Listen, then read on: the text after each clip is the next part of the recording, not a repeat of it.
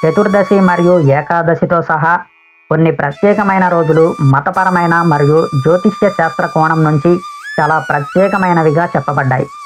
ఈ రోజుల్లో భార్యాభర్తలు బంధాలకు దూరంగా ఉండాలి. ఏ మాసంలోనైనా పౌర్ణమి, అమావాస్య నాడు భార్యాభర్తలు టపాకాయకి దూరంగా ఉండాలని శాస్త్రాల్లో పేర్కొనబడింది. అలా చేయడం వల్ల కుటుంబానికి సమస్యలు వస్తాయని దీని వెనుక ఉన్న నమ్మకం. పౌర్ణమి మరియు అమావాస్య రోజుల్లో ప్రతికూల శక్తులు బలపడతాయి మరియు సంబంధాలను ఏర్పరచుకోవడం, వృత్తి మరియు పిల్లలపై ప్రభావం చూపుతుంది. చతుర్థి, అష్టమి తిథిల్లో ఏ నెలలోనైనా భార్యాభర్తలు శారీరక బంధాలు పెట్టుకోకూడదని పురాణాలు చెబుతున్నాయి. ఆదివారం, చతుర్థి, అష్టమి తిథి నాడు భార్యాభర్తలు కలవకూడదు.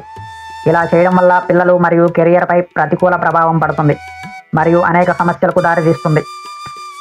15 రోజుల పాటు కొనసాగే శార్దపక్ష సమయంలో పూర్వీకులు తమ కుటుంబ సభ్యులను కలవడానికి భూమి మీదకి వస్తారు.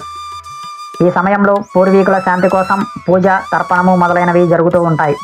కాబట్టి పితృపక్షంలో దేహం, మనస్సు, క్రియ, వాక్కు పరిశుద్ధంగా ఉండడం చాలా ముఖ్యం. పితృపక్షంలో భార్యాభర్తలు పరస్పర సంబంధాల గురించి ఆలోచించకూడదని, శ్రాద్ధపక్షంలో భార్యాభర్తలు ఒకరికొకరు దూరంగా ఉండాలని శాస్త్రాల్లో చెప్పబడింది.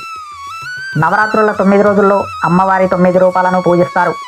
మరికొందరు ప్రథమ అష్టమి నాడు ఉపవాసం ఉంటారు. నవరాత్రి రోజులు చాలా పవిత్రమైనవి మరియు గృహాల్లో కూడా కలశాన్ని ప్రతిష్ఠిస్తారు. నవరాత్రుల్లో స్త్రీ పురుషుల మధ్య శారీరక సంబంధం శాస్త్రాల్లో నిషిద్ధం. సూర్యుడు ఒక రాశి నుండి మరొక రాశికి మారే తేదీని సంక్రాంతి అంటారు. సంక్రాంతి నాడు స్నానం, ధ్యానం, దాన ధర్మాల ప్రత్యేక ప్రాముఖ్యతను గ్రంథాలు పేర్కొనబడ్డాయి. కానీ ఈ తేదీల్లో స్త్రీ పురుషుల మధ్య సాన్నిహిత్యం ఏర్పడడం అశుభం.